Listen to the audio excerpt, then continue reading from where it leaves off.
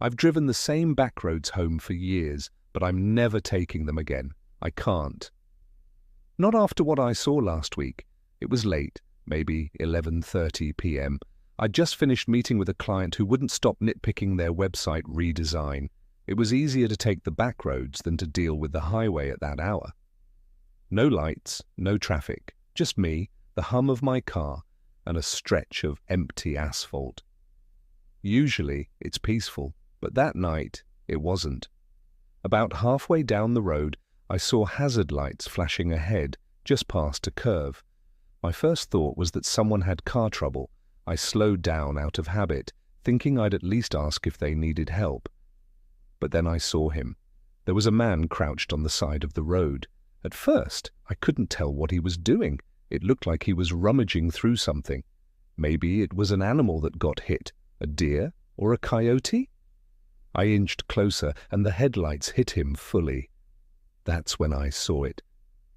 It wasn't an animal, it was a person. He was hunched over the body, his hands digging into its chest. Blood coated his face, dripping off his chin, and he was eating, ripping off chunks of flesh with his teeth. I slammed the brakes, and the screech must have startled him because he looked up.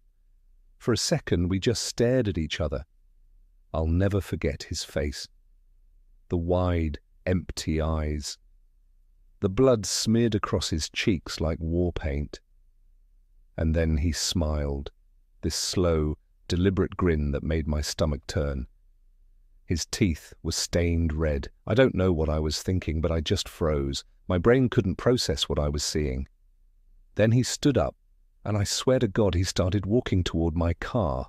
No, not walking, running. He came at me so fast I almost didn't react in time. My foot slammed on the gas, and the car jerked forward.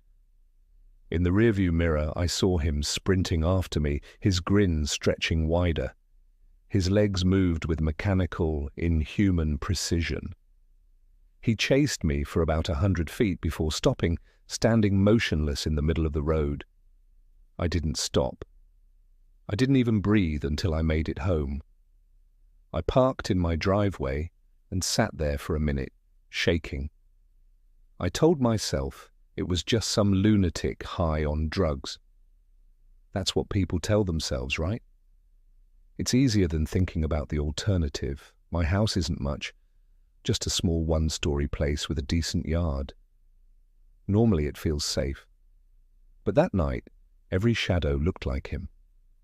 I locked the doors and windows, double-checked them twice, and sat on the couch with my back to the wall. I don't even own a gun. The best I could do was grab the baseball bat from the closet. I didn't sleep. Every little sound made me jump, creaks in the floorboards, the wind brushing against the siding. When the motion sensor light over the garage flicked on around 2 a.m., my heart practically stopped. I peered through the blinds, but there was nothing there. Just the empty yard. Maybe it was a raccoon, maybe. By morning, I'd almost convinced myself I'd imagined it all. Maybe it wasn't as bad as I thought. Maybe the guy was just some weirdo messing with me. But then I saw the footprints, muddy, bare footprints leading up the driveway. They stopped right at my front door. I hadn't imagined it. He had been there. After that night, my house didn't feel like home anymore. It felt wrong, like I wasn't alone. I told myself I was just being paranoid. I even tried to rationalize the footprints. Maybe it was some teenager pulling a prank. It didn't work. Deep down, I knew it was him. The second night, at around midnight, the motion light came on again. I didn't go to the window right away. I just sat there on the couch, gripping the bat, trying to convince myself not to look. But curiosity got the better of me. I pulled the curtain back just enough to peek out. There was nothing at first, just my driveway, empty and still. Then I noticed something by the porch, a small pile of neatly stacked rocks. They hadn't been there earlier. That's when my phone buzzed. It was a text from an unknown number. There were no words, just a picture. It was of my house, taken from the edge of my yard. In it I could see myself through the window, peering out. My stomach dropped. I didn't sleep that night. The following morning, I called the police. The officer who came out was polite but skeptical. I showed him the picture, the footprints, and the rocks. He jotted everything down but didn't seem too concerned. "Probably just a prank," he said. "Kids messing around." I wanted to believe him, but I couldn't. "I'll forward this to our tech team," he added, holding up the photo I'd given him. "We'll also check the number and see who it belongs to. You'll hear from us soon." That evening, I went to a hardware store and bought security cameras, extra locks, and floodlights. By the time I finished installing everything, the sun had set. I felt a little safer, but not much. The surveillance gear gave me a sense of control, like maybe if I could see him coming, I'd have a chance to do something. But that night, the cameras proved useless. Around 1 a.m., I heard a faint tapping on the living room window. Though I was terrified to see what was causing it, I forced myself to check the camera feed. Static. Every channel showed static. The tapping grew louder, more insistent. Bat in hand, I crept to the window and peeked out. Nothing. Just the empty yard again. I went back to the couch and tried to calm down, but the tapping didn't stop. Instead, it moved, first to the living room window, then the kitchen and the bedroom. It circled the house like a predator stalking its prey. By morning, it stopped. When I checked outside, I found more footprints leading up to every first-floor window in my home. I called my best friend Eric and begged him to come over. I needed someone to talk to, someone to convince me I wasn't losing my mind. Eric showed up that afternoon, unconvinced but willing to help. "Look, man, it's probably some head case trying to scare you," he said. "But I'll stay a few nights if it makes you feel any better. Strength in numbers, right?" That evening, we stayed up late, drinking and trying to lighten the mood. For a while it worked.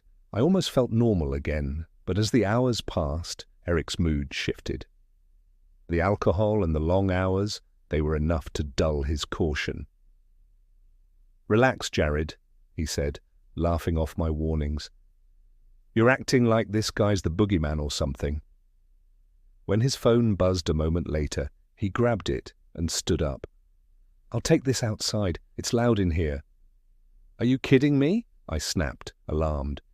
He grinned and pulled a small switchblade from his pocket, flicking it open. "I'll be fine. Let him try something. This'll handle it." I tried to protest, but he waved me off. "Chill out, man. I'll be back in 5. I watched him step outside and close the door behind him. At first, everything seemed fine. I could hear his muffled voice as he paced the driveway, but then I heard it, a short, gut-wrenching scream. "Eric!" I yelled, grabbing the bat and running to the door. The driveway was empty. Eric's phone lay face down on the concrete, its screen cracked. A dark, glistening trail of blood led from where the phone had fallen to the edge of the woods. My stomach churned. For a moment, I couldn't move.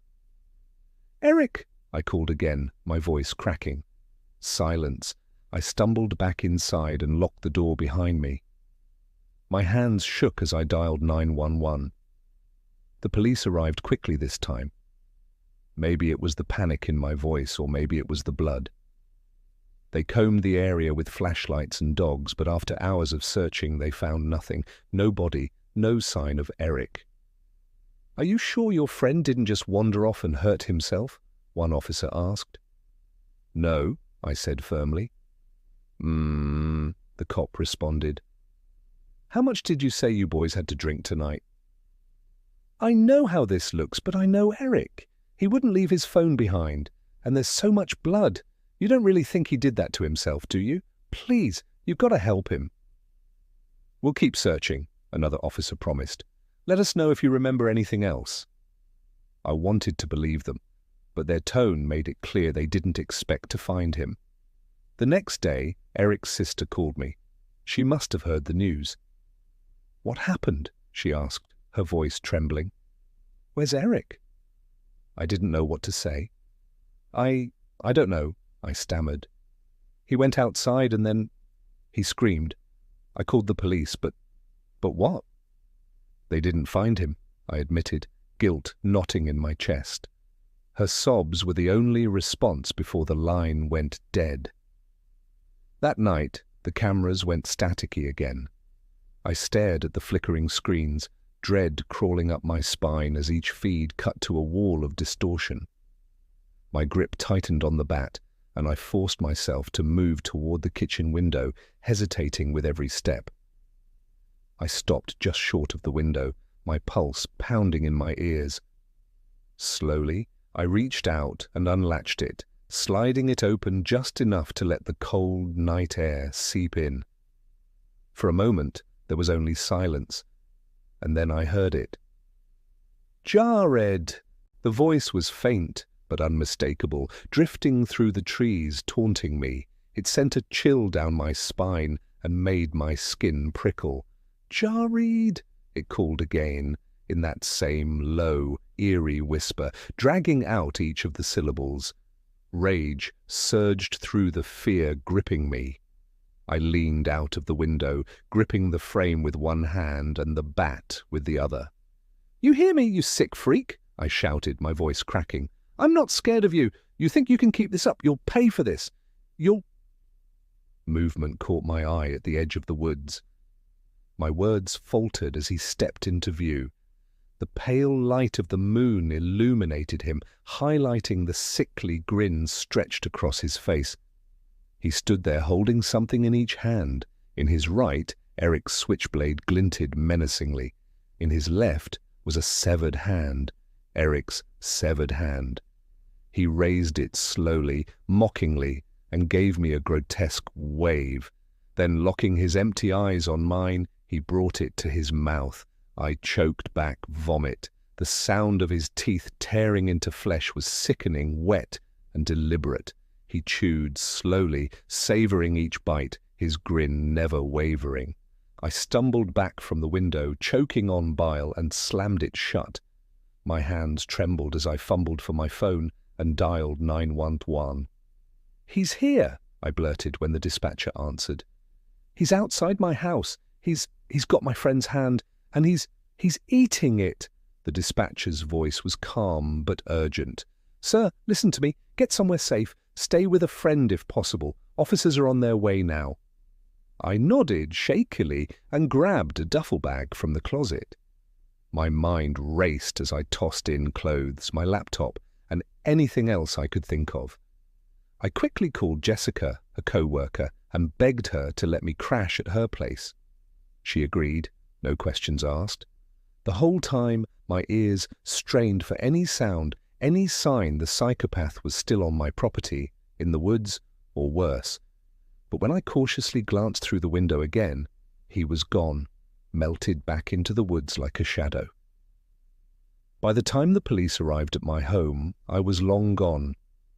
My hands clenched the wheel as I sped through the dark streets, headed toward Jessica's place.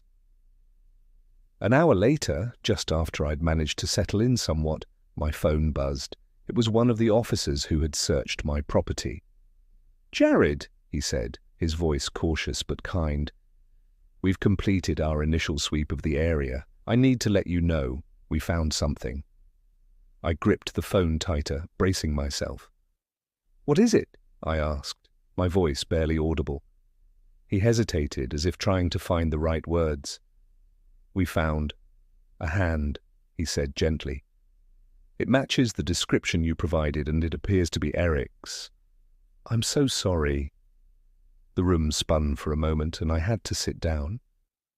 Just his hand?" I managed, my throat dry. "For now, yes," he replied. "We didn't find any other remains, but we'll keep looking. I know this is difficult, but we're doing everything we can." My chest tightened as I tried to process his words. Did you trace the number?" I asked shakily, needing something, anything, to distract me from the horrific image in my mind. "Yes," the officer said, his tone measured but with a trace of unease. "The number belongs to a man reported missing a few weeks ago. We think there's a connection to your case and we're actively pursuing it. I promise you we'll get to the bottom of this." "Thank you," I whispered, though the words felt hollow. "I know this is terrifying," he added, his voice softening, "but you're doing the right thing by staying somewhere safe. If you remember anything else or if anything happens, call us right away." I nodded, even though he couldn't see me. "Okay, thank you, we'll keep you updated," he said, before hanging up. I placed the phone down slowly, my hands trembling. Their words had been kind, but the reality was brutal. Worse yet, I was no closer to understanding what was happening or how to stop it. I stayed with Jessica for a week, trying to hold it together, but every night was worse than the last. Sleep didn't come easy, and when it did, I'd wake up in cold sweats. The man's blood-soaked grin burned into my mind. Jessica didn't push for answers. I think she could tell I wasn't ready to talk, but I could feel her unease growing. When I told her I was planning to go back home, she didn't hide her concern. "Jared, are you sure this is a good idea?" she asked, her voice low and cautious. "The police told you to stay away. Maybe it's too soon. The police still haven't identified a suspect, and Eric is still missing." "I can't just stay here forever," I said, though my voice wavered. "It's my house. I can't let him, whatever he is, take that from me." Jessica crossed her arms, her face tight with worry.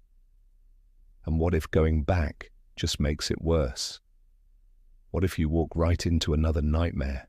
I hesitated, gripping the strap of my bag. "I don't know, Jess. But I can't keep hiding. If I don't go back now, I probably never will." She sighed, shaking her head. "I get it, but just promise me you'll call if anything happens. Don't try to handle it on your own." "I promise," I lied. When I pulled into my driveway late the following morning, everything looked normal, just the way I'd left it. The curtains were drawn, the lawn was untouched, and the house stood there like it always had. But inside it felt off. The air was stifling, like the house itself knew what had transpired and was bracing for an encore. I wasn't about to let that happen. Not without a fight, I installed extra locks and deadbolts on the doors, making sure they'd hold if anyone or anything tried to break through. I bought top-of-the-line security cameras and positioned them to capture every angle of the house, even synced the feeds to my phone so that I could monitor the footage in real time. A new floodlight cast a harsh glow over the entire front yard at night, leaving no shadows for anyone to hide in, and I bought a gun, along with enough ammunition to make damn sure I'd be ready if it came to that. For a few days it felt like I'd taken control. The house still felt wrong, but I was doing everything I could to protect myself. The police promised to do extra patrols around the neighborhood as well, and they told me I'd be a priority if anything happened. It wasn't much, and I didn't honestly believe they could actually stop him, but it was a nice gesture, and it couldn't hurt. Then one morning, it all came crashing down. I woke up to find something on my doorstep. At first, I thought it was trash, a bone and some kind of meat, but then I got closer and the smell hit me. The bone was long and white, streaked with fresh blood. The meat was raw and reeking, flies already buzzing around it. I staggered back, bile rising in my throat. By the time the cops showed up, I was in the kitchen, shaking so badly I could barely hold the coffee mug in my hands. They took pictures, bagged everything, and promised to look into it.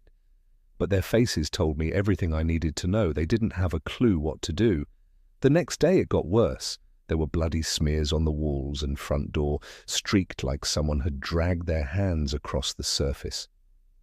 The day after that, there were more bones, this time arranged in a spiral on the porch. I stopped calling the cops. What was the point? They couldn't stop him. No one could. That's when I started to unravel. Food didn't interest me anymore. I lived on coffee and scraps, barely tasting anything. Sleep wasn't an option. Every creak, every shift in the shadows sent me into a panic. I stopped going to work, stopped answering my phone. Friends and family tried to reach out, leaving voicemails that piled up, unheard. Jessica's voice got more and more worried each time, but I couldn't bring myself to answer. How could I explain any of this? I wasn't about to drag her further into it. This was my nightmare to deal with. I spent my nights in the dark, gun in hand, staring at the cameras, waiting for the static to return. Deep down, I knew it was only a matter of time. It was a little after midnight when I heard it. The sound was faint at first, just a whisper carried by the wind. But as it grew louder, my blood turned to ice. It was a voice, a familiar sing-song tone drifting from somewhere beyond the house. "Jared!" I tightened my grip on the gun, the cold steel slick against my sweaty palms. Slowly, I made my way to the second-floor bedroom window, where the sound seemed closest. The window was cracked open, letting in the cool night air.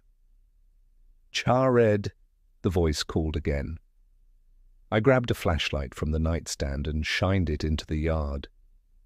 At first, I saw nothing but the floodlit grass, still and empty.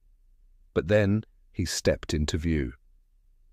The beam of the flashlight caught his face first, grinning and blood-streaked, his teeth glinting like jagged shards of glass.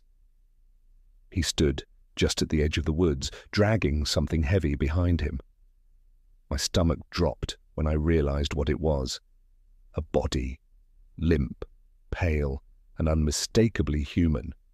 He stared up at me, his eyes meeting mine, as if daring me to look away. Then, with sickening casualness, he crouched down and raised the body's leg. His hands moved methodically, slicing into the flesh with a knife I hadn't seen him draw. I watched, frozen in horror, as he carved off a piece of the leg and brought it to his mouth. My flashlight shook as I let out a scream. "What the hell do you want from me?" I shouted, my voice breaking. The man tilted his head, still chewing, as if considering my question. Then he swallowed, his grin widening even further, and for the first time ever, he spoke. "I want to know what you taste like." The words hung in the air like a death sentence. Before I could react, he unexpectedly dropped the body and hurtled forward, sprinting toward the house. No, sprinting wasn't the right word. He ran on all fours, his movements jerky and unnatural, like a rabid animal. I stumbled backward. A split second later, with a deafening thud, he slammed into the front door just below me. The entire house shook, the lock straining under the impact. I barely had time to process what was happening before he changed tactics. Before I had time to react, the sound of glass shattering rang out from downstairs. My stomach plummeted. He'd come through the living room window. I scrambled toward the bedroom door, the gun clutched tightly in my hands. The sound of his footsteps pounding up the stairs was like thunder, each step faster and heavier than the last.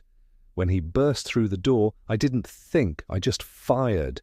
The gun roared in my hands, and the man staggered backward, a bloom of red spreading across his chest. But instead of falling, he let out a guttural snarl and kept coming. I fired again and again and again. Each shot seemed to slow him, but only for a moment. He was relentless, shrugging off wounds that should have dropped anyone else. Blood poured from his body, but he didn't seem to care. He lunged at me, grabbing my arm with an iron-like grip. I struggled, firing another shot into his shoulder, but he remained unfazed. His head snapped forward, and before I could defend myself, he sank his teeth into the flesh of my shoulder. I screamed as he tore away a chunk, Blood soaked my shirt as he chewed, a sickening grin spreading across his face. Adrenaline took over, numbing the blinding pain. I drove my knee into his stomach and fired yet again, this time into his head. This time the bullet sent him sprawling across the floor, his body spasming as he hit the ground. But he still wasn't dead. I could see his fingers twitching, his chest rising and falling in shallow, labored breaths. I didn't wait for him to recover. I grabbed him by the legs, ignoring the slick, sticky blood that coated my hands, and dragged him down the stairs. He groaned weakly, but didn't fight back. The basement door loomed ahead. I flung it open and hurled him down the steps, his body thudding against one stair after the other, until, finally, he connected with the concrete below. Slamming the door shut, I threw the bolt and shoved a heavy dresser in front of it for good measure. For a moment, there was silence, but it was short-lived. A moment later, the quiet was interrupted by the sound of fists pounding violently against the door. The wood groaned under the pressure, splintering with each blow. It wouldn't hold for long. I looked around desperately for an escape. My eyes landed on the generator I'd bought recently, sitting in the corner of the kitchen. I'd been worried about the power going out and leaving the cameras and floodlights useless. It ran on gasoline, and the canister sat beside it nearly full. I grabbed the container, unscrewed the cap, and poured a thick stream of gasoline under the basement door. The pounding grew louder, the door starting to crack as I struck a match and dropped it into the puddle. Whatever this man was, something was very, very wrong, and if gunshots to the head weren't enough to fell him, it was only a matter of time until he caught up to me if I didn't do something drastic. So, that's exactly what I did. Even as I lit the match, I was aware of the cost. I just didn't care. Flames roared to life, crawling up the door and licking at the walls. The pounding stopped, replaced by an ear-piercing screech, a sound so raw and primal it made my stomach turn. It was fury, unrestrained and wild, echoing up from the basement. I didn't wait to see what happened next. I grabbed my keys and ran for my vehicle, the fire spreading behind me. By the time I reached the street, the house was fully engulfed. But even as I sat there, gasping for air in the front seat of my car, the sound of that screech echoed in my ears. I didn't stop driving until the sun came up. My shoulder throbbed where I'd been bitten, the wound bandaged clumsily with a strip of my shirt. The blood had soaked through hours ago and the pain was excruciating, but I didn't dare go to the hospital for fear of having to explain what had happened. I ended up in a motel on the outskirts of the next city, far enough that I hoped whatever that thing was couldn't follow. The room was cheap and grimy, but I didn't care. I locked the door, shoved the dresser in front of it and collapsed onto the bed. Sleep came in fits and starts, every noise pulling me back to the surface. The next few days passed in a blur. I knew I couldn't go back, but I didn't know how to move forward either. The house was almost certainly gone, likely reduced to a pile of ash and rubble. I didn't stick around to talk to the fire department or the police. I couldn't risk it. What was I supposed to say? That some kind of monster tried to eat me, so I torched my own home to stop it. They'd lock me up before they'd believe me. I ended up moving to a new city, hours away. It wasn't much, just a studio apartment with a bolt-heavy door. I told myself it was a fresh start, a chance to rebuild, but no matter how hard I tried, I couldn't shake the feeling that it wasn't over. Every night I triple-checked the locks and stared at the shadows in the corners, expecting them to move. I'd become paranoid and restless, every minor disturbance leaving me on edge. My dreams were worse. The intruder's face haunted them, his grin stretching wider and wider until it split his face in two, his teeth glinting red as he leaned in close, whispering my name. I'd wake up drenched in sweat, clutching the knife I kept under my pillow. I thought that maybe the memories would fade in time, and for a while it seemed like they might.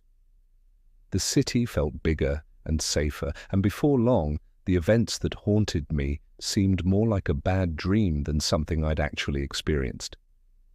But nightmares have a way of creeping into the real world when you least expect them. It happened on a Wednesday night. I came home from work, tired and hungry, ready to collapse on the couch with a cheap microwave dinner. But as soon as I reached my apartment door, my stomach turned. There was blood smeared all over it, fresh and bright red, trailing down toward the floor. I froze. Slowly I backed away and knocked on the landlord's door. She looked annoyed at first, but her tune changed quickly once I pointed out the blood. "Oh my God, hang on," she said, grabbing the keys to the security office. "Let's check the cameras." We found the footage quickly. It was late the night before, around 3 a.m., when movement was first captured on film. On the screen, a figure stood motionless in the hallway facing my door, with something dark smeared across its face. Blood. So much blood. Even on the grainy black and white feed, I recognized the outline, its broad shoulders and unkempt hair. My blood ran cold as the figure moved, running its hands along my door, smearing the blood across it. Then, slowly, it turned toward the camera. Its face was partially obscured, but its grin was unmistakable. And as it leaned closer, filling the frame, its tongue darted out, licking its lips. As I watched in horror, it mouthed a single word. "Jared." As the final syllable rolled off its tongue, the screen flickered once, twice, and then cut to static.